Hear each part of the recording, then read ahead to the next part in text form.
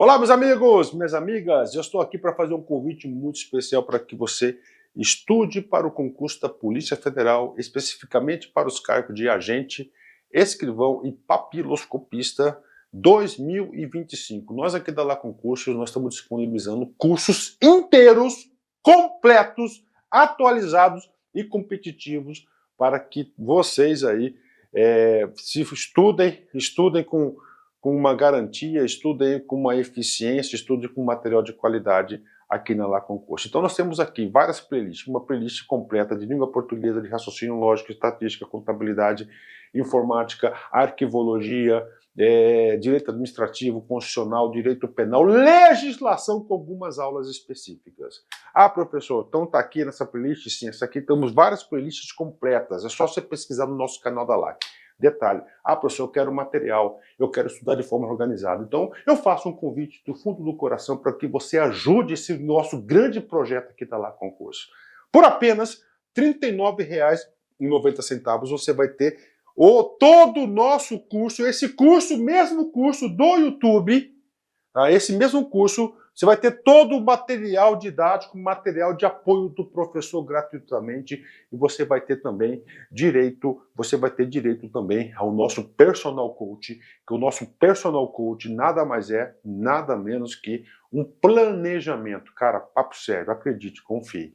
Com essa playlist, se você estudar ela de passo a passo, eu tenho certeza que você estará disputando aí vagas neste concurso. Tudo bem? Então venha com a gente, R$ 39,90, você vai ter direito a esse suporte pedagógico. Espero vocês. Valeu, tchau, tchau. Fala galera, continuando a nossa aula de redes de computadores, agora a gente vai falar sobre a identificação, né? Consequentemente, vocês vão entender o funcionamento, né, do meio de transmissão. Então, não comecem essa aula, a parte 2 de rede de computadores, se você não viu o que é rede de computadores, quais são seus tipos, tá? E entender todo o conceito básico para você continuar nessa segunda parte, tá bom? Então, nessa segunda parte, a gente vai começar a falar sobre identificação. E para ficar bem tranquilo, para ficar de forma didática, eu vou fazer uma pergunta para vocês. Como que o governo, né, seja estadual, seja federal, seja na esfera municipal, sabe que você existe?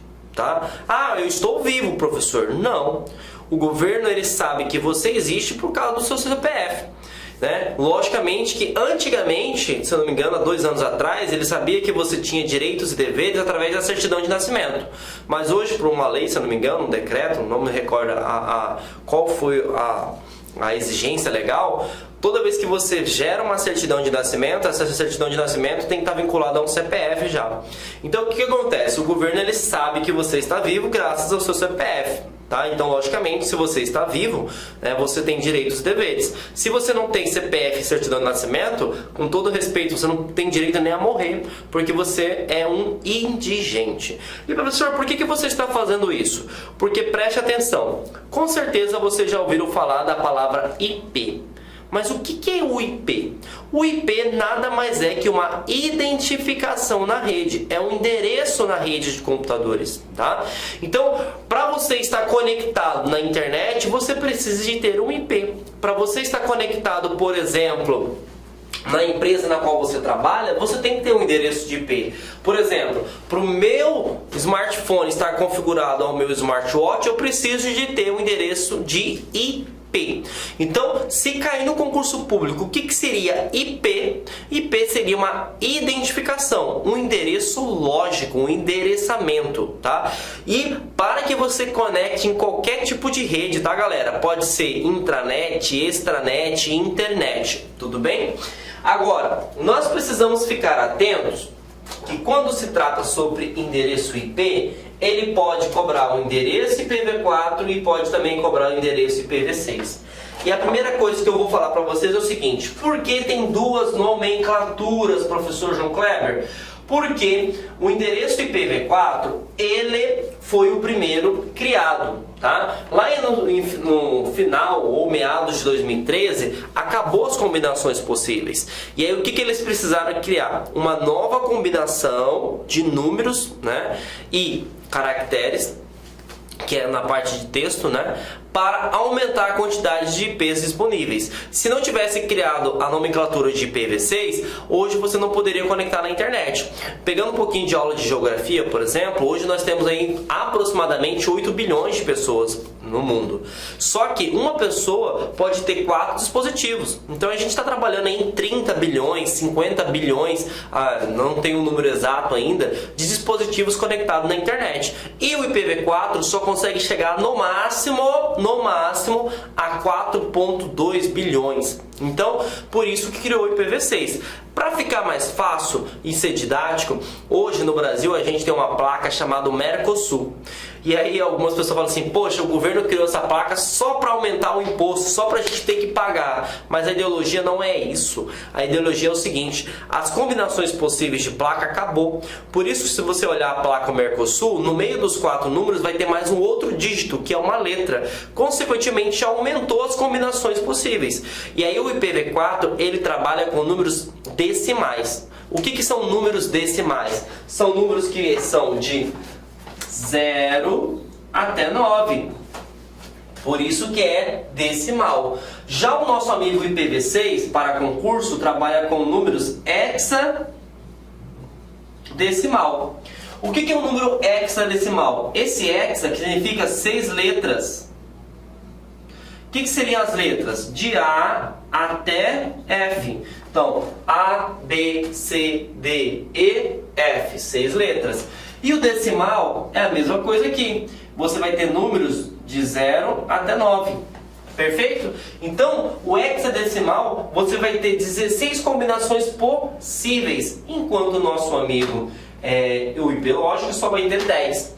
E aí algumas coisas são importantes, tá? O número hexadecimal, ele pode ser dividido em blocos ou 8 partes. Até 8 partes. E cada parte você pode perceber que é 1, 2, 3, 4, 5, 6, 7, 8. São divididos em números decimais, ou hexadecimal, perdão. E aí ele pode ter até 4 combinações. Por isso que hoje, para vocês terem uma noção, gente, o IPv6, eu nunca tinha visto esse número, tá? Confesso para vocês, eu fui descobrir depois que eu comecei a montar o material. Ele pode chegar a 1 cadecilhão. Para quem não tem noção de matemática, 1 milhão tem 6 dígitos, 1 bilhão tem 9 dígitos, 1 trilhão tem 12 dígitos. 1 cadecilhão tem 32 dígitos. Eu nem sei como é que conta isso, mas os cientistas falam que é tanto IP no mundo que se fosse colocar um IP do lado do outro, daria 7 voltas no planeta Terra. Então não vai mais mudar a questão do IPv6, beleza? Então, agora vamos para o IPv4, que é o mais antigo e consequentemente um dos ainda utilizado. Você tem 4 partes, tá? E eu quero que tu marque um asterisco no IPv4, que o IPv4 ainda é muito cobrado.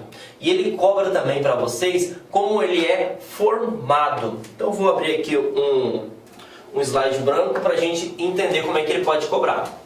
Vou apagar aqui. E vamos lá, galera.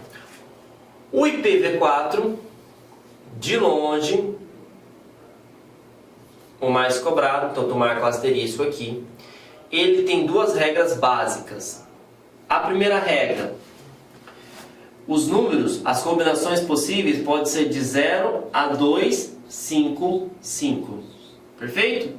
E segundo, ele é dividido em até 4 blocos ou 4 partes. Vou te dar um exemplo. 10.0.0.1.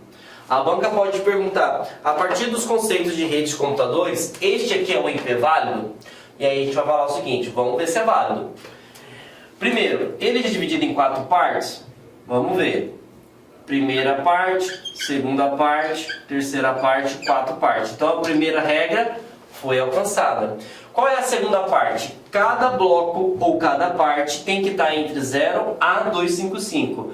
Aqui está entre 0 e 255? Está. Aqui está entre 0 e 255? Está também. Aqui está entre 0 e 255? Está também. E aqui está entre 0 e 255? Está também. tá bom? Professor, me dá um exemplo de um IP errado aí? Claro que eu te dou. 192.168.100. E vou te dar este também, ó. 192.257.10.10. Beleza? Então vamos para o primeiro exemplo errado.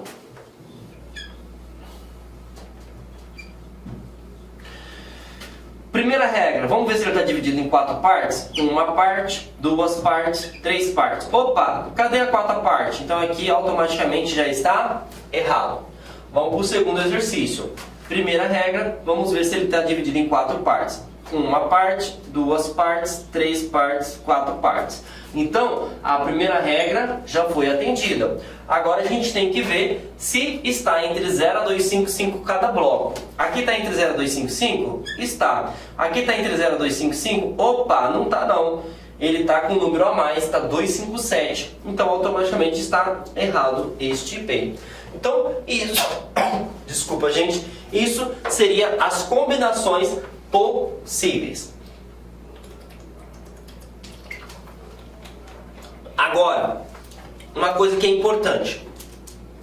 Se você estiver fazendo concurso para a Polícia Federal ou para carreiras fiscais, né, ou para carreiras tribunais, a banca, se for uma banca pesada, um CESP, uma FGV, um FCC, ele pode exigir mais. Ele pode perguntar, já sei que você sabe como é que funciona o IP. Ele vai perguntar o seguinte, eu quero saber se esse IP é de uma intranet ou se esse IP é de uma internet. Aí você fala assim, lascou, né? Inclusive caiu isso no concurso da Polícia Federal. Perguntou sobre a Marta, lembra até hoje o nome da pessoa. E aí eu vou te dar um macete que você vai ficar muito feliz. Dica para concurso. Se o IP começar com 10, se o IP começar com 72, ou se o IP começar com 92, significa que ele é de uma intranet. E aí lembra, o que é uma intranet? É uma rede privada. Ah, professor, não entendi. Simples. Ele poderia cair assim, ó. Esse IP aqui é de um site público? Sim. Esse aqui é o DNS do Google. Ah, mas então significa que todo mundo tem acesso? Sim, porque começou com 8. Então, o macete é foca na intranet. Se começar com 10, se começar com 72, se começar com 92, significa que esse IP ele está vinculado a uma intranet. Se ele não for iniciado com esses dígitos, significa que ele está disponibilizado na internet. Algo também que é importante, galera, é o IP. Ele pode mudar. E aí você fala assim, mas como assim, professor, pode mudar? E aí eu vou voltar aqui para vocês na prática, vou apagar. Imagine só, você está conectado aqui na rede Wi-Fi, ou melhor dizendo, wireless, da LAC. Então o seu celular vai ter um IP vinculado aqui à instituição. Você está na sua casa conectado à sua rede Wi-Fi, você vai ter um outro IP. Você está no seu trabalho ou no órgão que você trabalha, você tem um outro IP. Ah, eu faço faculdade ainda, estou na universidade, você vai ter outro IP. E aí o que acontece? Cada vez que você está em determinados locais, você tem uma identificação diferente, você tem um endereço diferente, certo? E aí imagine o seguinte, que você venha cometer um crime, né? Um crime de injúria, difamação, enfim, na internet. A polícia, ela não vai vincular somente ao IP, porque o IP pode mudar, tá? Agora, o IP de vocês, a gente vai entender que vai ter um protocolo chamado DHCP, que ele gera IPs aleatórios. Agora, um IP, por exemplo, de um site ou de um servidor, ele é fixo, mas de uma pessoa que possui um celular ou um computador pode mudar. E aí o que acontece? Existe uma outra forma de identificação que não muda, que é chamado de endereço MAC. Para ficar fácil, eu quero que você foque aqui, ó. O endereço IPv6 ou endereço IPv4, você vai imaginar que seja a placa do seu carro. Aí você fala assim, mas professor, por que a placa do seu carro? Simples. Se eu estou no município, ou município não, se eu estou no estado de São Paulo, eu tenho que ter a placa vinculada ao estado de São Paulo. Se eu vou para o Rio de Janeiro, eu tenho que ter a placa do meu carro vinculada ao Rio de Janeiro. Se eu estou em Mato Grosso, eu tenho que ter a placa vinculada ao Mato Grosso. Então significa que muda a mesma forma do IP. Se eu estou conectado aqui em São Paulo, eu tenho um IP. Se eu estou conectado em Mato Grosso, eu tenho outro IP. Se eu estou no Rio de Janeiro, eu tenho outro IP. Agora, tem algo que nunca vai mudar, independente da localização, que a gente chama de endereço MAC. E aí, para concurso público, você vai imaginar que o endereço MAC é o chassi do seu carro, porque ele é um endereço físico. Então, pegando esse mesma ideologia, não me interessa se eu estou em Rio de Janeiro, não me interessa se eu estou em São Paulo, não me interessa se eu estou em Mato Grosso. Eu sempre vou ter o mesmo endereço MAC. Então a polícia vai fazer uma quebra de sigilo telefônico, vai vincular a conexão com aquele IP e automaticamente vai estar vinculado com aquele endereço MAC. Se ele mudar de localização, ele também vai ter o mesmo endereço MAC. Então se o cara comete um crime, uma pessoa comete um crime, ele tem que pegar o seu aparelho, queimar, jogar fora e partir para o outro. Por quê? Mesmo que ele mude a configuração de IP, o endereço MAC sempre vai ser o mesmo. Perfeito? Agora, o endereço MAC, ele também pode cobrar a sua composição. Como é que é a sua identificação? Então me acompanha aqui, galera. O endereço MAC, ele é composto por 6 pares. Então aqui não é blocos mais, 6 pares de números. Então essa é a primeira parte, 6 pares. E a segunda parte é que os números são hexadecimal, que a gente pega a mesma ideologia. O que é o número hexadecimal? Hexa significa que pode ser letras de A até F, decimal significa que pode ser de 0 até 9. Então esse aqui, ó, é o exemplo de um notebook meu. Então aqui eu tenho 1, 2, 3, 4, 5, 6. 6 pares. E aí aqui eu tenho números, correto, números, correto, números, correto. Ah, aqui tem letra, mas está de A até F? Tá. Números, aqui tem letras e números, mas está de E, de A até F? Tá também. Então aqui é um tipo de endereço MAC válido. Perfeito? Agora vamos falar sobre a questão de estrutura de organização, tá? Galera, é o seguinte, quando você trabalha, tá, com a questão de redes de computadores, normalmente quando você fala com alguém que não tem conhecimento, a pessoa fala assim, ah, fulano de tal cometeu um crime, xingou, né? Agora tem questão de preconceito, homofobia, né? Xenofobismo, enfim. E a pessoa fala assim, ah, não vai dar nem nada, né? Porque a internet, as redes de computadores é uma terra sem lei. Não é assim as coisas não, tá? Por quê? Você pode ser julgado e você pode ser penalizado. E aí eu vou fazer uma associação para ficar algo fácil para ti, tá? Quando você faz um concurso público, você precisa entender sobre uma disciplina chamada Direito Constitucional. O que é o Direito Constitucional? Ele vai falar o que é uma lei e depois ele vai falar o que é a Constituição Federal. Perfeito? O que é uma lei? Uma lei é uma normativa. Você gostando ou não, você tem que seguir. Quando fala sobre Constituição Federal, é um conjunto de leis, né? A gente chama de Carta Magna. Então vai ter todas as orientações. E aí todas as leis, seja de esferas municipais, estaduais, elas têm que estar a contento, têm que obedecer essa Carta Magna. Beleza? Por que eu estou falando isso para vocês? Porque se você souber disso, você vai tirar 10 no seu concurso. Por quê? Lei é uma normativa. Para a computação nós também temos leis, só que não se chama lei, se chama protocolo, tá? E assim como vocês têm a Constituição Federal para dar ordem e progresso ao nosso país, nós também temos a nossa Constituição Federal, que é o TCP/IP, tá? Professor, me dá um exemplo. Claro que eu te dou exemplo. Vou te dar um exemplo do mundo real e vou te dar um exemplo do mundo cibernético. Perfeito? Preste atenção. nós estamos entrando no período de queimadas, né, aqui em Mato Grosso. Né? Então o que acontece? Nós estamos no período agora da seca, tá? E queimadas é crime, perfeito? Então se eu vou lá, vou colocar um fogo, por exemplo, lá para queimar as folhas no quintal da minha casa e infelizmente pega fogo em tudo e vai passando para outras casas, eu vou responder por crime ambiental, beleza? Outro exemplo, eu estou dirigindo o meu carro, por exemplo, e estou com o celular no ouvido. Eu vou responder por crime do CTB, que é o Código Brasileiro Código de Trânsito Brasileiro, né? Então, cada ação que eu faço, eu respondo por uma lei específica.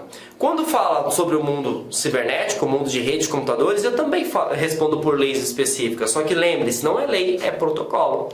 Se eu navego na internet, eu utilizo um protocolo chamado HTTP ou HTTPS.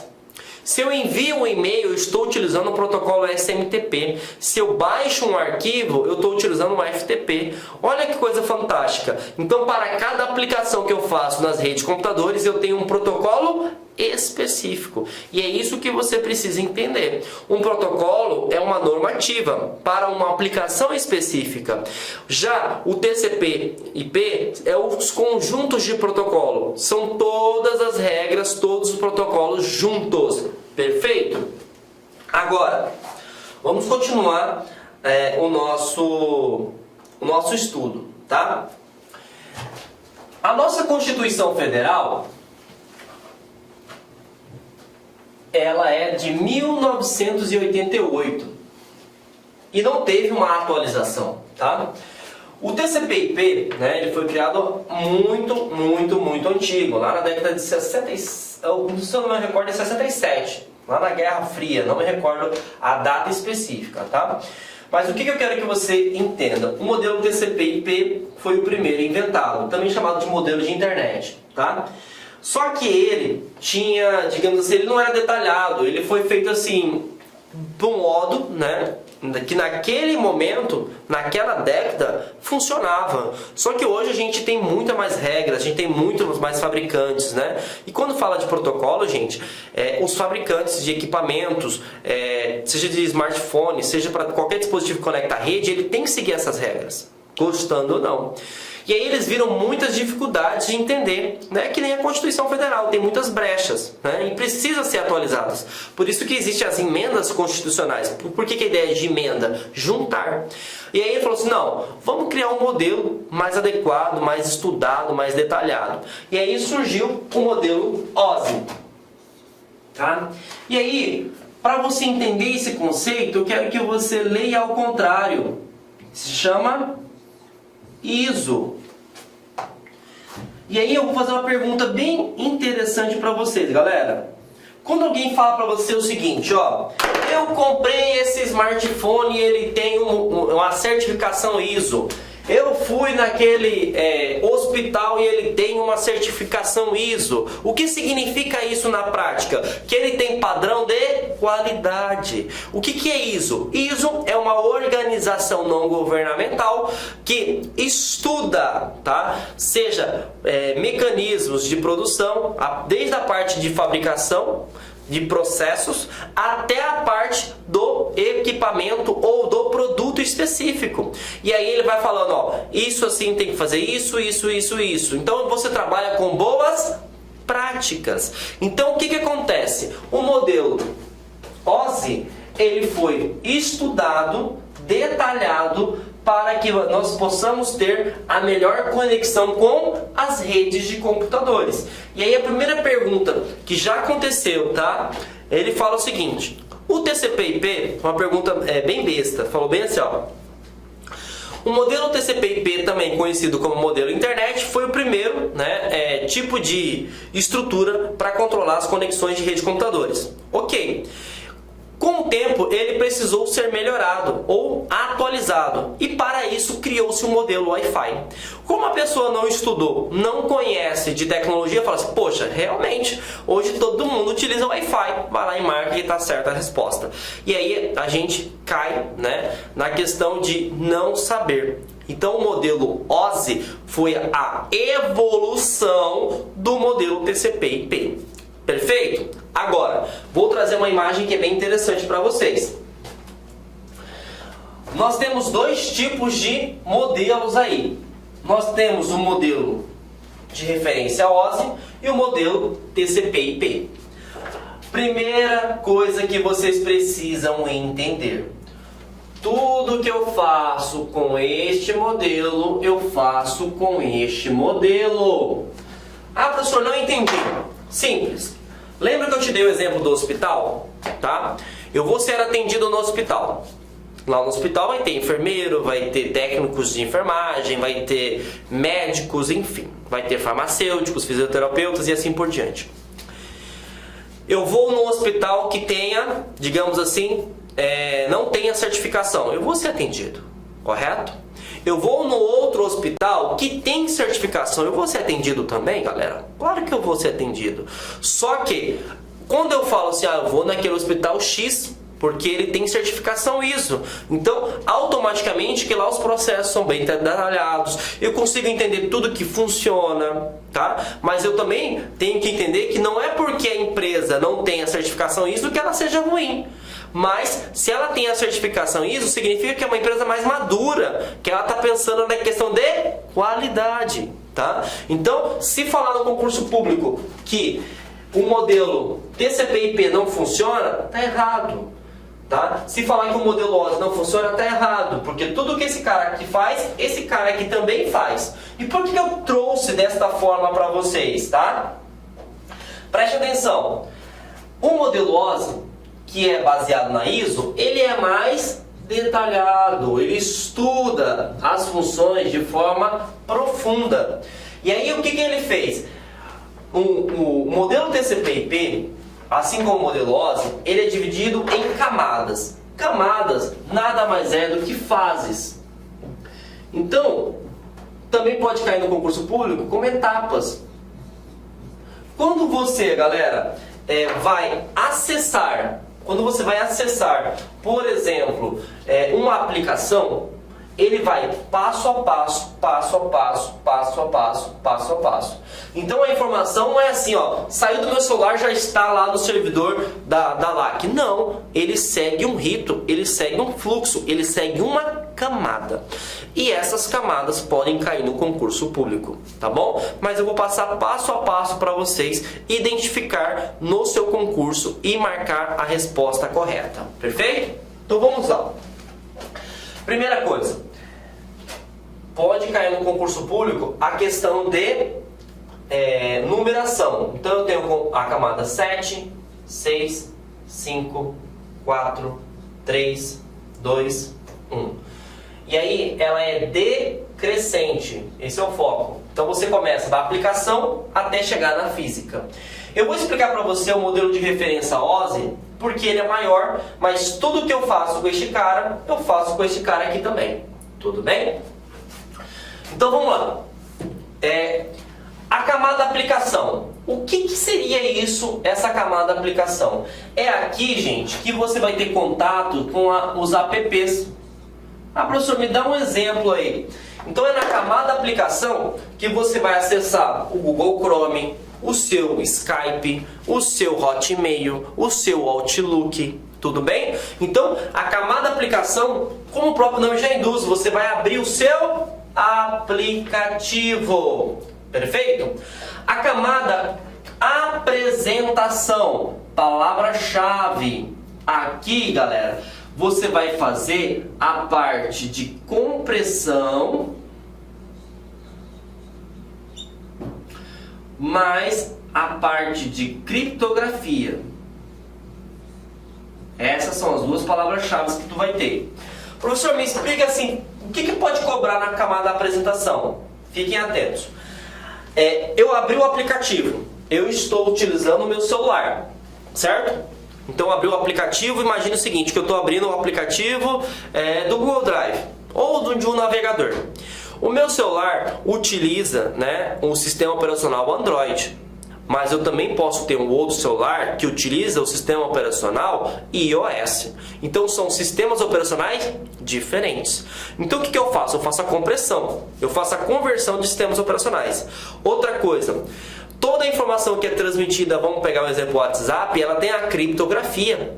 Então os dados, eles são criptografados. Então o que acontece? Quando você acessa a camada da aplicação, você vai transmitir os dados. Só que aí passa para a camada da apresentação e já é criptografado. Para quê? Para que as pessoas que estão utilizando as redes de computadores não consigam identificar qual é o teor da informação. Beleza? Próximo, nós vamos para a camada seção. A camada seção, ela é responsável, palavra-chave, para estabelecer a conexão. Então ele vai pegar, por exemplo, a conexão entre o meu celular e o servidor que está armazenado no WhatsApp. E aí ele estabelece a conexão. Ah, caiu a conexão, por exemplo, do WhatsApp, aparece lá que não está conectado. Então quem que é responsável, qual que é a etapa responsável por estabelecer a conexão?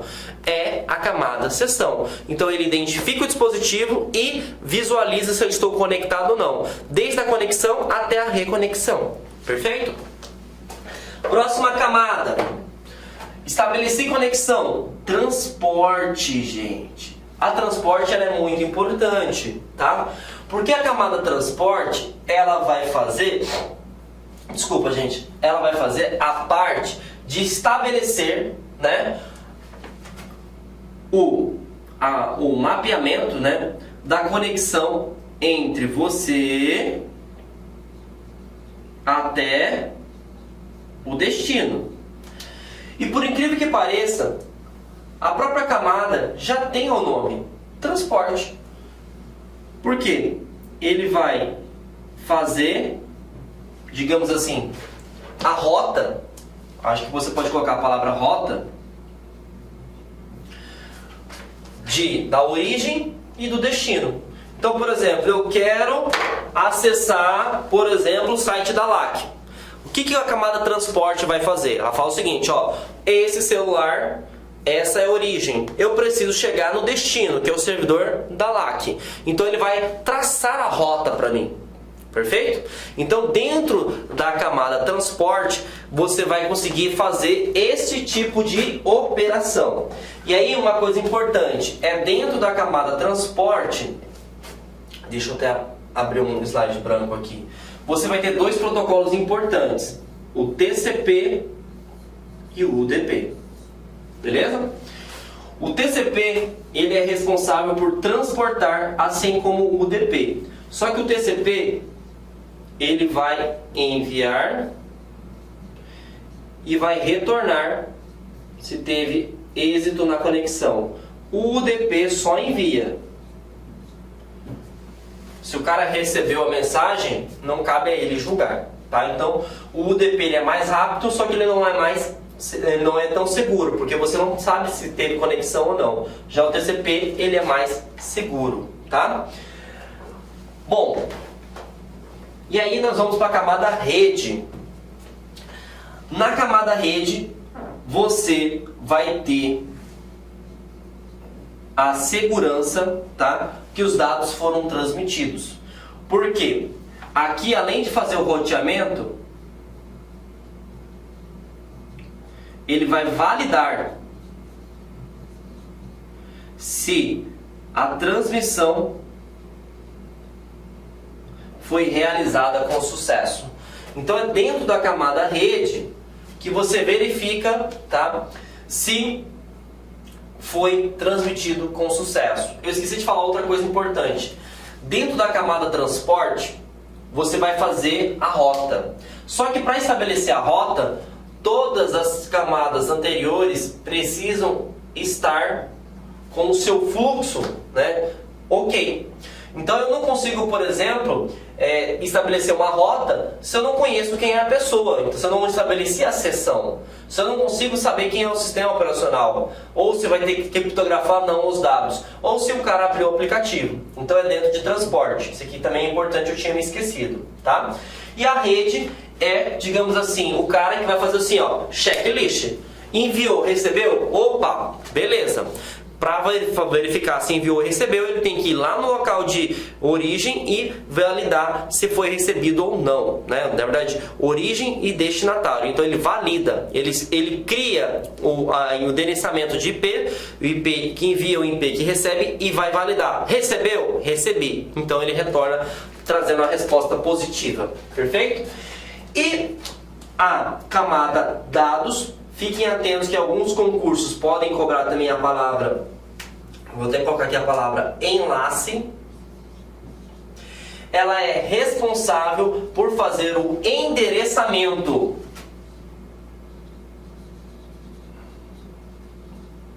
Como assim fazer o endereçamento, professor? É dentro dela que você vai aprender, na verdade aprender não, a gente já aprendeu, né? Que cria-se algo chamado de IP, e cria-se também algo chamado de endereço MAC. Então, dentro de dados, que você vai criar a identificação para o envio. Então, você vai criar o seu IP e o seu endereço MAC. E por último, nós temos a parte física. Como o próprio nome já fala, na camada física, você vai falar que tipo de comunicação vai ser. Então aqui você vai ter a questão se é Wi-Fi, se é uma placa, se é wireless, se é Bluetooth, se fugiu o nome agora, se é rede cabeada, se é fibra ótica. Então a física seria a parte da disposição, né, da forma de conexão mesmo, tá bom? E aqui nós temos a mesma coisa. O modelo TCP/IP, a aplicação, ele é responsável por essas três conexões: aplicação, apresentação e sessão, tá? Rede é igual para as duas, e dados ou enlace e física é igual acesso à rede. Como tem isso que cai em concurso público, eu desenvolvi esse macete para vocês. Opa, passou aqui, ó, que a gente chama de RITA, tá? Então, se falar para vocês o comparativo de camadas, lembre-se da RITA. Ah, professor, por que lembre-se da RITA? Vou te explicar. Rede é igual a camada 1 e 2. Então, física ou enlace. Lembrando que enlace também pode ser chamado de dados, tá? Internet. Então, você vai ter a camada de redes. Perfeito? Transporte é a mesma. Vai ser transporte.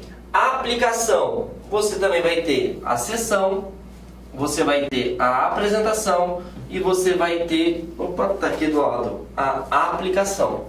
Então, aqui tem um mnemônio para facilitar, tá? Então, lembrando, tá? Deixa eu retornar aqui. Nós temos aqui um modelo de referência OSI, um modelo de TCP/IP. Lembrando que esse aqui é muito focado para pesquisa.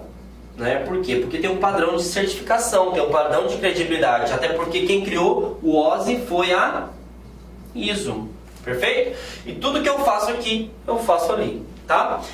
Agora que a gente falou sobre a questão de protocolos, é importante que vocês compreendam sobre isso aqui. Ó. Existem alguns protocolos que de longe sempre vão cair em concurso público. E a gente precisa ficar atento, tá? Bom, vamos lá. O primeiro protocolo que a gente vai falar é o HTTP, beleza? Então, eu já falei para vocês sobre a Constituição Federal, que é o modelo TCP/IP e o modelo OSI. E aí, lembrando que o modelo TCP/IP foi o primeiro inventado, o modelo OSI é um mais estudado, mais detalhado. Só que lembrando, todas as leis têm que seguir a esses dois modelos. Perfeito? E aí o primeiro protocolo que nós vamos estudar é o HTTP. O HTTP ele é responsável por conectar na internet. Então você acessa sites e sistemas. Fiquem atentos. O HTTP ele navega na internet de forma geral. Então ele não tem, digamos assim, um garantidor se ele é seguro ou não. Por isso existe um outro protocolo chamado de HTTPS. Esse cara tem um S no final e por isso quando você acessa um site que tem HTTPS, ele tem um cadeado. Só que esse cadeado, você precisa saber o nome que está aqui dentro, que é chamado de certificado digital. Professor, o que seria um certificado digital? Vou fazer uma pergunta de forma didática para vocês fazerem uma associação. Qual é a função de um cartório hoje? Aí você fala assim, é registrar. Mas o termo correto não é registrar. Um cartório hoje existe para dar legitimidade de fé. Na verdade, eu vou falar uma coisa que vocês vão ficar até meio que espantados. O cartório existe só porque nós somos a pior raça do mundo, que é o ser desumano. O cartório existe para falar o seguinte: eu sou o professor João Kleber e vocês são meus alunos. Então, se eu vou vender meu carro para vocês, por exemplo, eu tenho que ir no cartório. Para quê? Para eu falar que eu não sou estelionatário e nem vocês que estão me assistindo agora são estelionatários. Beleza? Então, eu garanto o quê? A fonte. Eu garanto que eu sou João Kleber e vocês são os alunos. Então, toda vez que você vai acessar um site, você olha na URL. E, logicamente, o URL é o endereço na rede, tá? E ele pode ser utilizado para identificar tanto um sistema, um site ou até um arquivo. E aí, se tiver lá o HTTPS, consequentemente vai ter um cadeado. Só que no concurso ele não vai falar o que significa aquele cadeado. Ele vai perguntar o que é um certificado digital. E aí o certificado digital ele garante a fonte. Inclusive nós vamos ter uma aula de segurança da informação e eu vou explicar para vocês a questão da estrutura do ICP, né, que é um órgão vinculado para criar chaves públicas e consequentemente responsável também por registrar, certificar, validar e até revogar certificados digitais. Beleza? Agora, como é algo que a gente utiliza todo santo dia, ele pode também perguntar para vocês, galera, o que seria a porta de comunicação. Então, porta de comunicação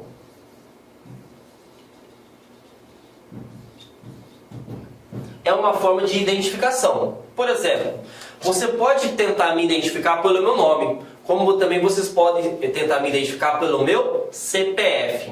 Então, quando falar para vocês a porta do HTTP, sempre lembra de 80. Quando falar de HTTPS, sempre lembra de 443. Professor, não entendi. Foca aqui, ó.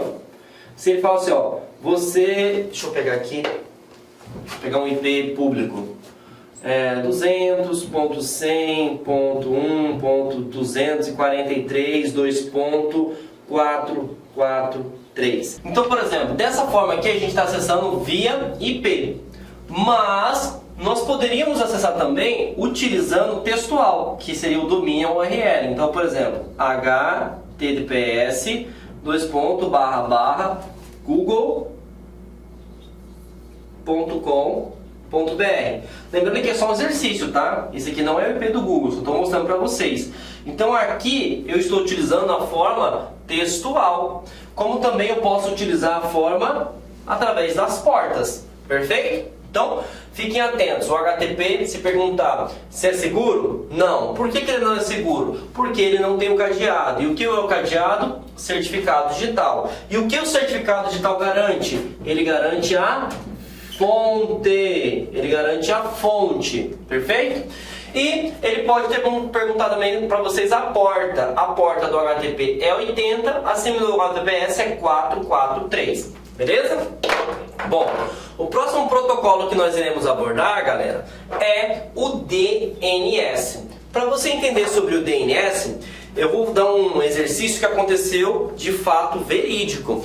Em novembro, se eu não me engano, do ano passado, uma empresa de tecnologia muito famosa ficou fora do ar durante umas 6 horas. Nessa brincadeira, ela perdeu bilhões de dólares, tá?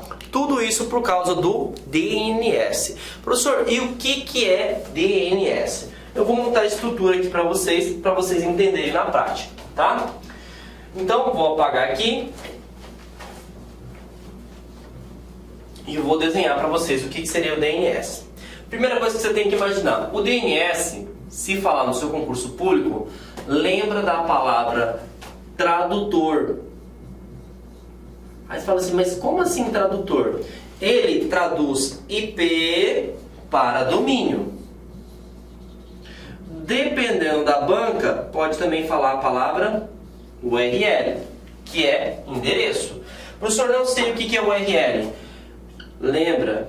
Esquema se eu vou mandar um produto para você lá na sua casa, eu preciso saber o CEP da sua casa. Se eu preciso acessar o site da LAC, eu preciso saber a URL da LAC. Perfeito? Então vamos lá. O DNS, ele faz o serviço de tradução. Então ele converte o que o computador entende, que é o IP. Aqui vamos dar um exemplo do IP do Google, 8.8.8.8, para algo que o Google entende. Então vamos imaginar que seja aqui o site google.com.br. Então esse site aqui, ele é textual. Você, ser humano, entende. Agora, isso aqui você não entende. Quem entende é o computador, o PC. E o que aconteceu lá em novembro no Facebook, né? Inclusive poderia ser até questão de concurso público. Hoje o Facebook não se chama mais Facebook, se chama Meta, né? E foi uma ideia bacana, porque o Facebook não é dono mais só do Facebook, ele é dono do WhatsApp e do Instagram. Então criou uma identificação, a Meta é dono do Instagram, a Meta é dono do Facebook e a Meta é dono do WhatsApp. Então o servidor, ele parou de funcionar. Então significa que o serviço de tradução ou conversão, ele ficou fora do ar. E aí você mandava a solicitação, olha, eu quero acessar o site do Google. Essa informação chegava direto para o servidor. E o servidor fala assim, cara, não estou entendendo nada que você está falando. Eu 404, a página não pode ser exibida. Para ficar mais didático, é como se fosse o seguinte, ó. Você passou no concurso público, fez um excelente trabalho, por exemplo, na Polícia Federal e vai lá no Japão, tá? E aí, chegando lá no Japão, vamos imaginar que você está com um serviço no ouvido, um tradutor falando para você, né? O cara vai falando, ó, em japonês e ele vai traduzindo. Imagina que esse fone de ouvido para de funcionar no meio da reunião. E aí a reunião rolando. E você não fala nada de japonês. O que vai acontecer? Você não vai entender bolufas nenhuma, não vai existir comunicação nenhuma, porque o cara está falando lá presencialmente japonês e você não entende japonês. E aí, consequentemente, você não vai entender nada, nem nada do teor. Foi isso que aconteceu no ano lá de novembro, mais ou menos, na empresa Facebook. Então, o servidor de DNS tinha um protocolo que é responsável por converter domínio, tá, para nome, né? Domínio é a URL, converter para IP, parou de funcionar. Então esse serviço de tradução ficou o quê? Ficou parado, beleza? Agora que a gente entendeu o DNS, nós vamos para o próximo, FTP. O FTP, vou apagar aqui.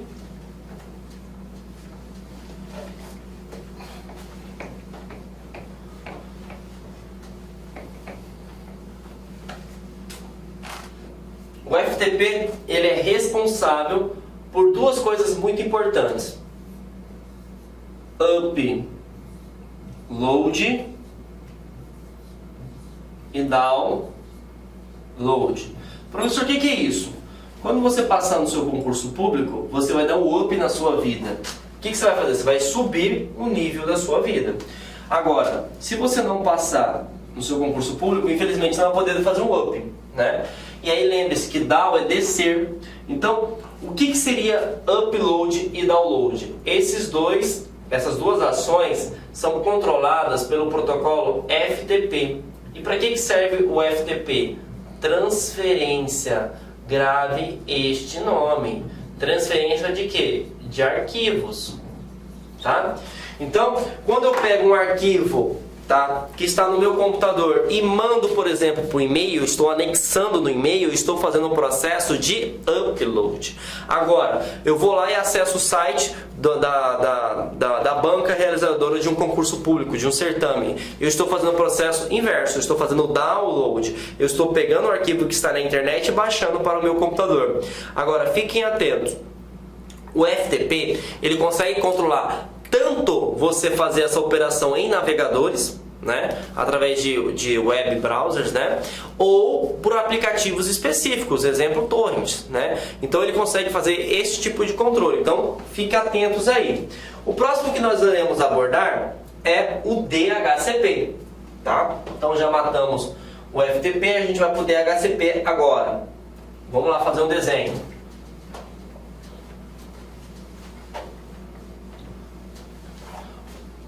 Quando eu falar para vocês sobre DHCP, eu quero que você lembre do porteiro. E aí eu vou te explicar o porquê. Professor, como assim porteiro, professor? Galera, é o seguinte. Imagine que você trabalhe lá na Receita Federal. Beleza? Qualquer pessoa consegue ir no prédio da Receita Federal? Não. Ele chega, se apresenta na portaria, eles vão fazer um cadastro dessa pessoa e aí sim que ela vai conseguir entrar na, digamos assim, na Receita Federal. Perfeito? O DHCP, lembre-se disso. O DHCP ele é o porteiro das redes de computadores. Só que ele não cria uma identificação, ele cria um cara chamado de IP. E o que é o IP? O IP nada mais é que um endereço na rede. Lembra que eu falei para vocês lá no início, na aula 1? Se eu não tiver IP, eu consigo conectar uma rede de computadores? Não. É a mesma coisa se eu não tiver CPF ou certidão de nascimento. Eu sou um indigente, eu não posso nem morrer. Então significa dizer que se o IP não existe, eu não consigo conectar nas redes de computadores. E a pergunta é, se você não possui o DHCP funcionando, você não consegue gerar um IP. Se você não consegue gerar um IP, você não conecta na rede. Perfeito? Agora uma coisa também que é importante. O DHCP, ele gera IPs, né? Por isso que é o D aqui, ó, Host Dynamic, de forma dinâmica. Como assim dinâmica, professor? Por exemplo, o meu celular está conectado à rede Wi-Fi da LAC. Hoje ele tem um IP, tá? Por exemplo, amanhã quando eu vim aqui na instituição, eu posso conectar na rede Wi-Fi, mas o IP não pode ser o mesmo. Por quê? Uma pessoa chegou primeiro do que eu e pegou o meu IP, porque ele é dinâmico. Por isso que eu falei para vocês que a gente não pode, por exemplo, fazer uma quebra de sigilo telefônico somente no IP, porque cada dia o IP pode ser alterado. E quem faz essa identificação? Opa, é o nosso amigo DHCP. Fiquem atentos com pegadinha. Se o DHCP parar de funcionar, você não tem IP. Se você não tem IP, você não consegue conectar a nenhuma rede de computadores. Perfeito? Próximo, SMTP. Aqui a gente está falando sobre o protocolo que gerencia o envio de e-mails. Gente, eu criei um macete que vocês vão gostar e muito, tá? Se liga no macete do professor João Kleber. SMTP, sua mensagem está pronta. Está pronta para quê? Para me enviar no e-mail. Pronto, simples assim. Toda vez que falar para vocês sobre SMTP, lembre-se, é o protocolo responsável por enviar ou encaminhar mensagens de e-mail. Lembrando que pode ser via web e-mail ou cliente de e-mail. Aí você fala assim, professor, não sei qual que é a diferença. Web e-mail é quando você, por exemplo, tem que acessar um navegador, digitar o URL do servidor, vou dar um exemplo do meu e-mail, gmail.com, coloca login e senha. Mas aquele aplicativo que está no seu celular, como o meu está no meu, eu clico lá e abro, também envia e-mail, e é chamado de SMTP. Agora, nós temos esses dois caras aqui, ó, que sempre caem em concurso público, POP e MAP. Para isso, eu vou colocar imagem, porque às vezes imagem fala mais que 1000 palavras, tá? Protocolo POP.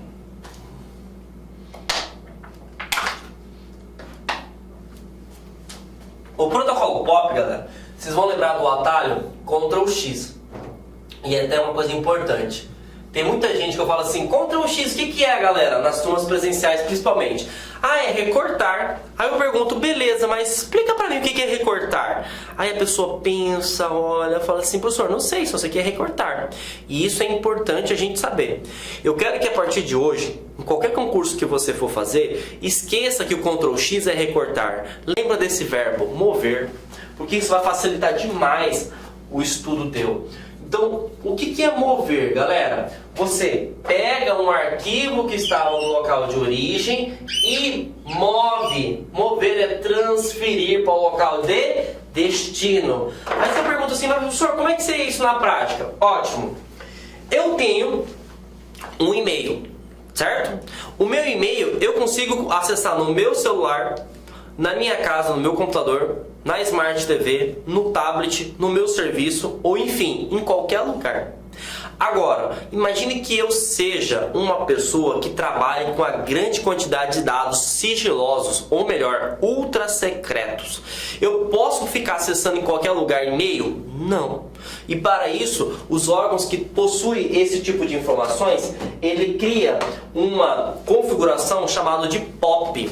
O que significa isso na prática? Toda vez que a pessoa for acessar o e-mail, ele não vai conseguir visualizar aquela mensagem, porque essa mensagem está configurada em um único dispositivo. Então, ele precisa ir no órgão ou na secretaria que ele esteja vinculado para ter acesso aos seus e-mails. E aí, você lembra do Ctrl X, porque ele vai mover. Lembra, aqui ele vai conseguir ter acesso a somente em dispositivos que foram cadastrados no protocolo POP, beleza? Por quê? Por questões de segurança. Agora, se você consegue ter acesso a o seu e-mail em qualquer lugar, significa que você tem o protocolo IMAP. E o IMAP, você vai lembrar o atalho Ctrl C. E aí eu faço a mesma pergunta, eu falo, pô, assim, professor, eu falo, galera, o que é Ctrl C? Aí ele fala assim, é copiar, professor. Aí eu pergunto, mas explica pra mim, o que é copiar? Ah, é copiar. E aí o copiar você precisa entender também. Ele cria um arquivo no local de origem, na verdade ele deixa um arquivo no local de destino.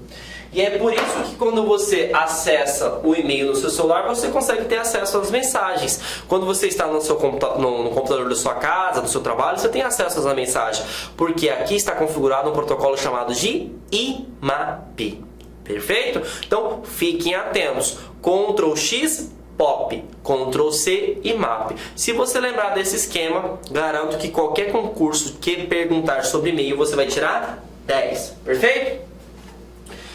Então vamos lá. Outra coisa importante que está caindo demais em concurso público recentemente. No meu modo de ver, eu como sou um cara da área de tecnologia, né, a nuvem de longe foi uma das melhores invenções dos cientistas da computação. Por quê? Vou te dar um exercício prático aqui. Se alguém rouba o meu celular, eu vou ficar triste? Pense em concurso, pelo amor de Deus, não vai pensar do seu lado. Eu sei que isso vai me dar prejuízo financeiro. Só que o prejuízo financeiro é algo que eu posso recuperar. Agora eu te pergunto, os dados do meu celular, o cara vai lá, rouba o meu celular. Beleza, eu vou lá, bloqueio o meu e-mail e ele não vai ter acesso aos meus dados. Eu compro um outro aparelho e eu tenho acesso aos meus dados.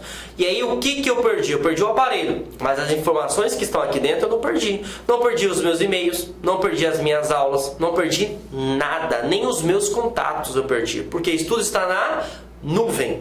Então, gente, foca.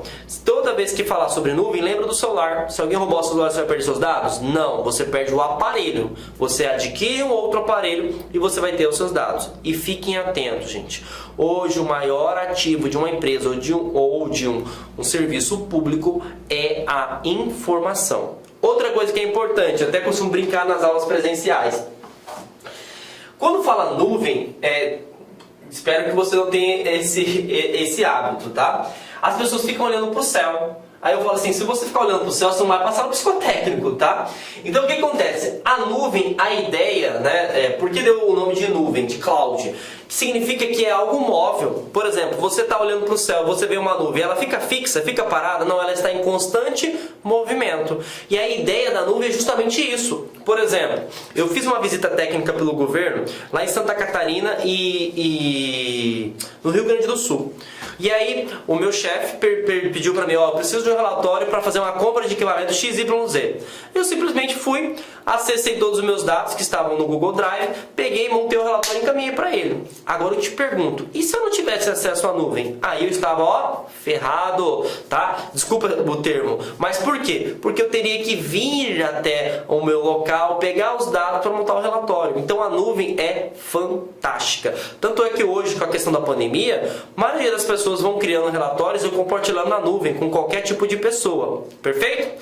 Agora vamos saber quais são as características que podem ser cobradas sobre a nuvem. Perfeito? A primeira coisa que a gente precisa entender é que a nuvem ela é multiplataforma. Olha o português de novo. A mobilidade já falei, né? Por que é nuvem? Porque ela é móvel. Multi significa várias plataformas, maneiras de acessar. Então, quando a gente fala sobre nuvem, galera, significa que independente do aparelho,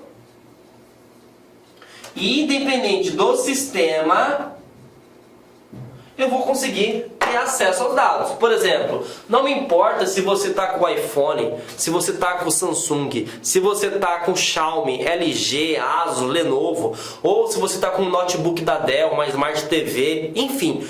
Você tem acesso à internet, você consegue conectar na nuvem, independente se o sistema operacional for Android, iOS, Windows e Linux. Tá? Então, a nuvem ela é multiplataforma. Perfeito? Agora vamos para o próximo assunto que é importante também. Quando fala sobre nuvem, nós temos a ideia de escalabilidade. Isso aqui é um recurso fantástico. E eu vou te dar um exemplo do que aconteceu comigo, tá? Imagina o seguinte, quando você cria um aplicativo, seja ele qualquer, ele vai ocupar espaço na memória de um servidor, tá? E o servidor é um computador de grande porte. Beleza. Preste atenção, às vezes você não consegue dimensionar de forma correta ou certeira a quantidade de dados que vai ser utilizado ali. E aí o que acontece? Vou te dar um exemplo. Estamos criando um aplicativo para um banco específico, tá? Então você não consegue dimensionar, por exemplo, a quantidade de arquivos de documentação, comprovante que pode ser enviado por uma pessoa ou duas pessoas. Então o cara criou uma linha de crédito, de empréstimo para pequeno e microempresário. E aí ele teve um boom de solicitações, porque ele colocou a taxa de juros lá embaixo. E ele teve tanta solicitação de documentação, que lotou o HD. Certo? Como ele é uma empresa privada, ele tem mais facilidade. Então ele vai lá e compra um outro HD, instala no servidor. Só que mesmo assim, ele vai demandar tempo, porque ele vai ter que parar o serviço, desligar o servidor, instalar esse HD, ver se vai funcionar, testar o sistema e aí sim liberar o tempo novamente. E isso demanda tempo, e dinheiro é poder, né? Na verdade, tempo é dinheiro que você está perdendo. Agora, isso eu falei pra você, é uma empresa privada. Vamos supor, se o cara tiver muito rápido mesmo, vamos supor que ele faz aí em 3, 4 horas. E se for um órgão público? Meu Deus, se for um órgão público, lascou. Porque aí você não consegue fazer compras fáceis. Você tem que ir para licitação. E a licitação, se você for muito bom mesmo, 2 meses. Dependendo da equipe que você está trabalhando. Agora, e se for demorado 3, 6 meses? Você imagina ficar 6 meses sem arrecadar imposto num governo? Você está no sal, você vai ser exonerado, né? E aí, hoje a nuvem, ela dá isso pra gente. Ela é escalável. E aí eu vou te dar um exemplo que aconteceu comigo. Nós fizemos um projeto para armazenar 2 terabytes de armazenamento de um aplicativo específico. E aí eu comecei a fazer comparativos e vi que em 6 meses, por exemplo, ia se esgotar. Só que eu peguei e falei assim, olha, vamos já aumentar essa nuvem para não dar BO. O que eu fiz? Eu entrei em contato com a nuvem, que no caso é uma empresa XY, e falei, olha, vamos aumentar de 2 tera para 3 tera. Ele falou assim, não, beleza, vai pagar o quê? Cartão de crédito ou boleto? Aí entramos em contato e falou, ó, fizemos o aditivo de um contrato e pagamos no cartão. Automaticamente em 2 horas de 2 tera foi para 3 tera. E aí pronto, está resolvido. Isso porque a nuvem é escalável. Mas eu também poderia fazer o processo inverso. Então eu poderia falar assim, olha, eu fiz um contrato de 2 terabytes. E aí eu vi que eu não estou utilizando. Então eu quero diminuir de 2 tera para 1 tera. Pronto. E aí agora, imagine se você tivesse comprado um computador físico. Você comprou um HD de 3 tera, vai ficar 3 tera. Você não tem como diminuir o HD. Então a nuvem é fantástica por causa disso, porque você tem flexibilidade. Beleza? E aí nós temos outro tipo de serviço de nuvem que eu também utilizo, vou dar um exemplo, que é o Perpeuse. Por exemplo, na agência da qual eu trabalho, nós trabalhamos com a ideia de backup. Para quem não sabe, backup é cópia de segurança. Então, o backup lá da empresa, ele fica na nuvem. Tá? Até porque eu não vou deixar local, porque eu vou ter muito custo com segurança, custo também com questão de armazenamento, de servidor, enfim, eu tenho que ficar trocando a cada 5 anos equipamento, porque isso gera custo para mim. E para quem não tem noção, um servidor para backup é muito caro mesmo. Então a gente colocou o backup na nuvem. E aí o que acontece? A gente paga somente se utilizar. Por exemplo, mês passado a gente utilizou 7 terabytes, pagamos por 7 terabytes de backup. Esse mês eu utilizei 5 terabytes, eu vou pagar por 5 terabytes. Se no mês que vem eu utilizar somente 1 terabyte, eu pago por 1 terabyte. Olha que fantástico, certo? Então você paga somente se utilizar. Isso é uma característica da nuvem, beleza? Então isso depende do contrato também, tá, galera? Então você pode fazer um contrato fixo, como também você pode colocar um contrato somente por uso. Perfeito? E agora que nós falamos sobre a questão de nuvem, nós também temos que falar sobre os tipos de nuvem, porque isso está cobrado em concurso público, tá?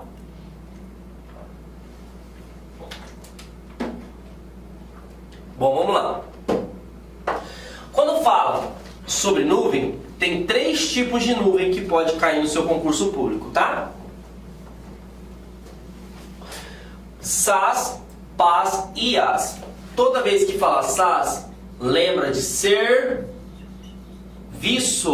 tá? Professor, como assim? O aplicativo está pronto. Toda vez que falar PaaS, opa, caiu aqui. Lembra de plataforma. Você vai criar ou desenvolver um aplicativo ou sistema. E o IaaS, que foi um dos primeiros criados, o foco dele é armazenamento. E aí eu vou explicar na prática para vocês. Galera, é o seguinte, ó. Um tipo de nuvem SaaS. Como que eu bato o olho e identifico no concurso público? Espero que vocês tenham consciência. Vou até pegar meu celular para ficar mais fácil. Para ficar mais fácil para vocês. Todo mundo tem um celular, smartphone, perfeito? Você tem um aplicativo lá chamado Netflix. Para quem não tem Netflix no celular, você deve ter, por exemplo, o YouTube. Mas também poderia ter o Spotify, Gmail, etc. Vocês têm sã consciência que os vídeos que estão no YouTube não estão armazenados nesse aparelho celular, nesse smartphone. Ele está armazenado aonde? Na nuvem. Então, quando você acessa uma aplicação e essa aplicação está pronta, se chama SaaS. Então, o e-mail é um tipo de SaaS, o Spotify é um tipo de SaaS, o WhatsApp é um tipo de um SaaS. Então, significa que você acessa uma aplicação que está pronta. Agora, quando você falar de PaaS no concurso público, lembra, o PaaS é voltado para profissionais da minha área, da área de tecnologia da informação. Por quê? Ele é um tipo de nuvem na qual permite que o professor João Kleber ou qualquer profissional da área de tecnologia possa acessar, criar, testar, desenvolver, modelar aplicativos. Então você tem que bater o olho na questão e falar: o sistema está pronto? Não. Ele está testando? Tá. Então é PaaS. Ele vai criar um sistema? Então é PaaS também. Ele está modelando, ele está desenvolvendo? É PaaS também. Então, se você identificar isso no concurso público, você vai ter muita facilidade em responder. Agora, e o IaaS? O IaaS é quando você tem acesso a armazenamento. Por exemplo, Google Drive é um tipo de IaaS, tá? O Dropbox é um tipo de IaaS. E também nós temos outro que cai em concurso público, que é da Microsoft, o OneDrive. Então esses 3 serviços que eu falei para vocês, Google Drive, Dropbox e o OneDrive, são exemplos de IaaS, porque você vai simplesmente armazenar arquivos, fotos e imagens. Você não vai ter acesso a uma aplicação, é só para armazenamento. Fiquem atentos também. A nuvem ela é limitada? Não, galera. Tudo na vida tem um limite. Por exemplo, quando você tem o Google Drive, vou até colocar aqui, ó. O Google Drive, você tem 15 GB de armazenamento de forma gratuita. Isso incluso seu e-mail, incluso fotos, imagens, tudo. Esgotou os 15 GB, o que você tem que fazer? Ou você apaga os arquivos, ou você adquire um plano. Isso é um tipo de nuvem que a gente chama de híbrida, tá?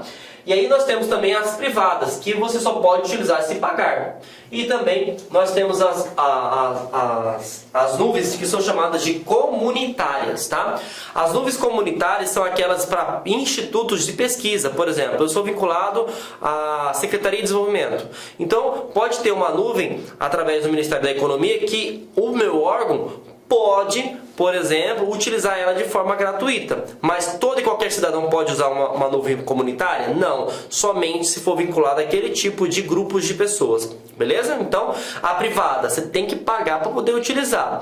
A mista, que seria o quê? Ela tem uma parte que é pública, exemplo, o Google Drive, depois você tem que pagar, né? E aí, se você quiser utilizar mais, então é chamado de mista ou híbrida. E nós temos a comunitária, na qual somente um grupo de pessoas específicas podem utilizar. Beleza? E agora, para a gente massificar nosso conhecimento sobre redes de computadores, vamos responder questões. Tudo bem? Então deixa eu apagar aqui.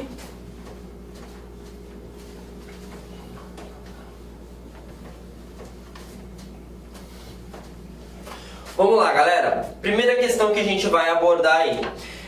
Para o funcionamento da internet, há um sistema de gerenciamento de nomes hierárquicos e distribuído, que resolve nomes de domínios e endereços IP.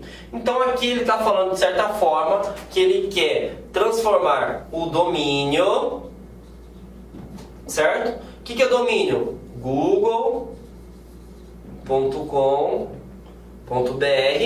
para isso aqui, 8.8.8.8. Professor, o que é isso? IP.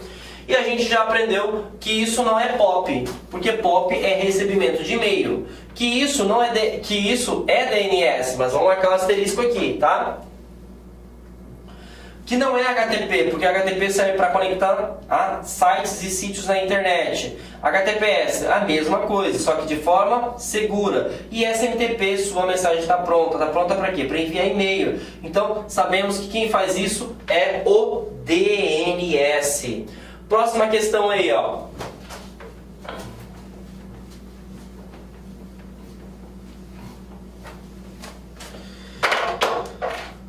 Atualmente tem crescido o uso de fibra ótica na implementação de redes cabeadas de computadores para acesso à internet e oferta aos consumidores pelos provedores. Em relação ao cabeamento de par trançado, lembrando, par trançado, falou par trançado, lembra que é para curtas distâncias. A principal vantagem da fibra ótica possibilita a conexão do RJ45? Não, gente, isso aqui é o par trançado. Facilita implementações de links de multiponto? Não, nada a ver com a paçoca. Suporta o esforço de tração mecânica? Nada a ver com a paçoca. E aqui nós vemos que está o gabarito de ser imune à interferência de eletromagnética. Também poderia cair em concurso público com a palavra ruído. Então a fibra ótica tem essa característica, beleza? Próxima questão. Ela fala o seguinte: no que se refere às redes de computadores, julgue o item que se segue. O SMTP é o protocolo indicado para prover o serviço confiável de transferência de dados em formulários de dados, no caso de usuário estar trafegando em sítios da internet, por exemplo. Opa! Lembra, SMTP, sua mensagem está pronta. Está pronta para quê? Para enviar no e-mail. Então, essa questão ela está errada. Lembrando, para essa questão estar correta, teria que estar escrito aqui, ó, HTTPS. Beleza? Então, o HTTPS sim permite que você acesse os sites ou os sítios, que é a mesma coisa, de forma segura, tá? Vamos para a próxima questão. Para a implementação correta das redes de VPN, pode permitir a comunicação segura através de redes públicas inseguras. Então eu vou interligar, duas redes utilizando a internet. Sobre a VPN, é correto afirmar que, quando usada por meio de dispositivo móvel, impede que a operadora de telefonia determine a sua localização. Pelo amor de Deus, gente. Isso aqui não tem como você marcar não. Quando você acessa a internet, automaticamente você precisa da empresa de telefonia. Porque a empresa de telefonia é como se fosse um atalho. Imagina o seguinte, você tem internet na sua casa, graças a uma operadora de telefonia. Se você tirar a operadora de telefonia, você consegue ter acesso à internet? Não. Então, questão completamente equivocada, tá? B. Protege as informações em trânsito pela internet e repouso armazenadas no computador do usuário que utiliza. Pelo amor de Deus, né, gente? Repouso? Não. A VPN, ela vai criar um canal tunelado. Então, as informações que estão transmitidas que ela vai garantir a segurança. Então, já era também. C. Uma VPN pode ser utilizada para interconectar duas redes, IPv6 a uma rede IPv4. Opa! Até então tá certo. O que é IPv6? É um tipo de combinação de números. O que é IPv4? É um tipo de combinação de números. Lembra que eu falei dos carros? Por exemplo, hoje nós temos carros com aquela placa cinza normal e tem a placa Mercosul. Qual que é a diferença? Que o IPv6 tem a maior combinação de IPs possíveis e o IPv4 não tem uma grande combinações possíveis. Até então, a VPN pode interligar tanto o IPv6 quanto o IPv4. Beleza? D. VPN site to site são conexões diretas estabelecidas por redes físicas próprias por meio de cabo de fibra ótica. Não precisa colocar somente fibra ótica, a gente pode ter outros tipos de conexões também. Então, tchau. E. São similares a antivírus. Pelo amor de Deus, gente, vamos parar aí, né? Antivírus é para detectar vírus. VPN não vai detectar vírus, VPN vai criptografar. Então, eliminou-se automaticamente o gabarito alternativa C. Vamos lá. Questão 5. Deixa eu tomar uma aguinha.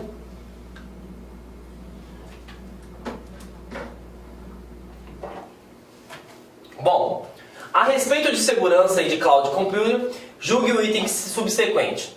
Identifica-se software como serviço, também chamado de SaaS, quando o provedor de serviço oferece seu acesso a um ambiente baseado em cloud. Até então está perfeito a questão. No qual os usuários podem construir e disponibilizar aplicativos. Opa, aqui encontrei um erro. Quando ele fala construir, ele elimina a questão. Porque construir é paz. Beleza? Agora, fiquem atentos. E se eu retiro a palavra construir? Aí estaria correto. Porque o SaaS, você vai ter acesso a um aplicativo que está sendo disponibilizado. Tá em dúvida? Você criou o Spotify, Netflix ou YouTube? Não, você acessa porque ele está disponível para acesso. Beleza? Então, questão errada aí. Vamos para a próxima questão. A rede de computadores do espaço administrativo tem as seguintes características. Suporta a implementação cabeada por meio de um cabo UTP, né? Então um cabo flexível, e conector RJ45, usando uma topologia física que tem como vantagem possibilitar a comunicação entre as máquinas conectadas, mesmo que uma delas esteja inativa. Então aqui de cara já vamos por eliminação. Esse aqui é um cabo USB, gente, então já era. Esse aqui é um cabo VGA para vídeo, já era. E aí, esse aqui é USB, já era. Então só pode ser a alternativa B e a alternativa D. Vamos lá. Item 2. Suporta a tecnologia wireless por meio de emprego de um roteador, né? O roteador vai rotear e traçar a rota. E eu utilizo aqui IE 802.11. Para quem não sabe, isso aqui é padrão de rede wireless. Que possui um serviço com configuração habilitada para atribuir endereços IP aos dispositivos conectados de forma dinâmica. Então aqui vamos parar um pouco. Se ele vai atribuir, significa que ele vai dar identificação. Quem faz identificação é o nosso porteiro. Quem é o nosso porteiro? É um cara chamado de DHCP. Então o gabarito automaticamente é a alternativa B. Lembrando, gente, que anel ele é um tipo de topologia, só que ele já está defasada. Então nós utilizamos para órgãos internos estrela, tá? Lembrando que se fosse para rede internet, poderia também trabalhar com a parte de backbone, a parte de árvore, tudo bem?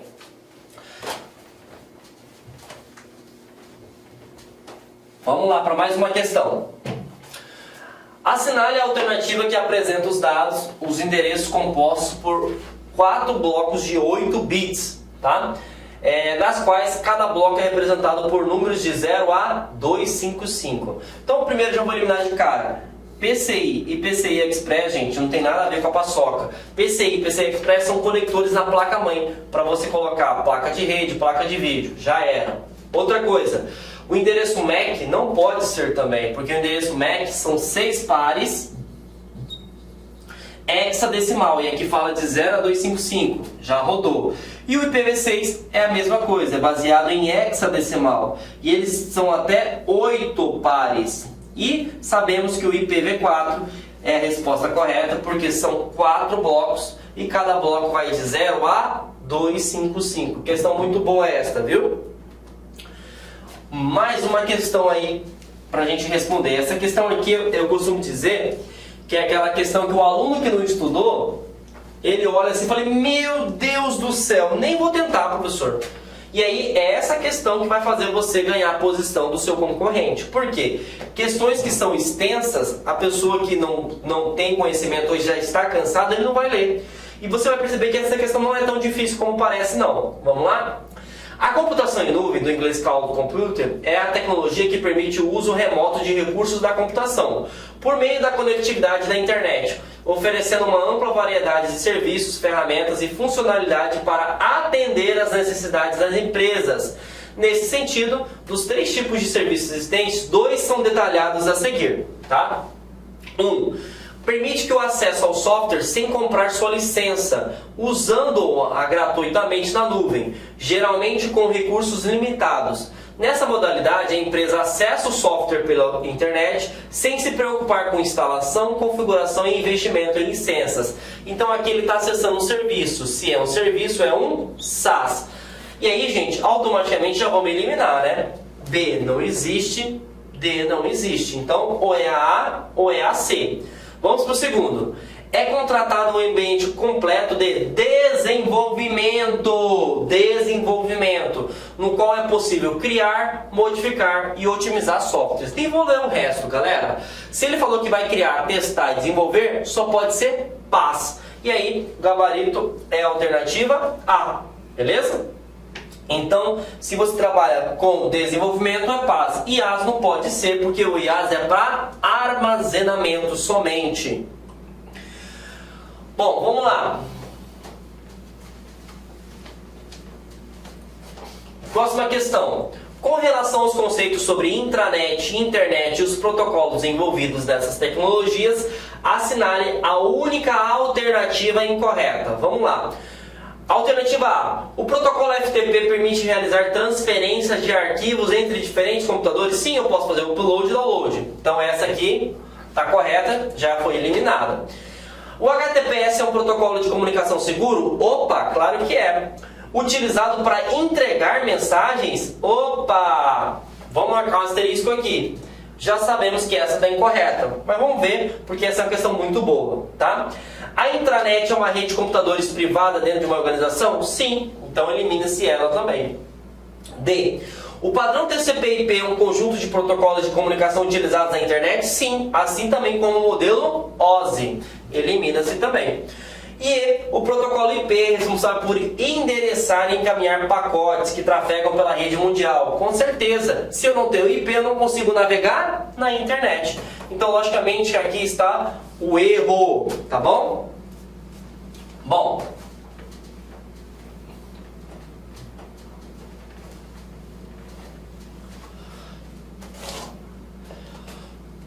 vamos lá. No modelo TCP/IP, é uma camada responsável pelo endereçamento e roteamento do pacote, trazendo a conexão entre as redes locais. Adiciona ao pacote o endereço IP de origem e de destino, para que ele saiba qual caminho deve percorrer. Então, não é sessão, porque sessão vai estabelecer a conexão entre emissor e receptor. Não é aplicação, porque ele é o aplicativo. Não é o host ou rede, porque aqui vai trabalhar com a parte de endereçamento. não é transporte, porque transporte ele vai trabalhar somente para traçar a rota, e se ele verifica que vai enviar e vai receber, o gabarito é a alternativa D, que seria internet. Belezinha?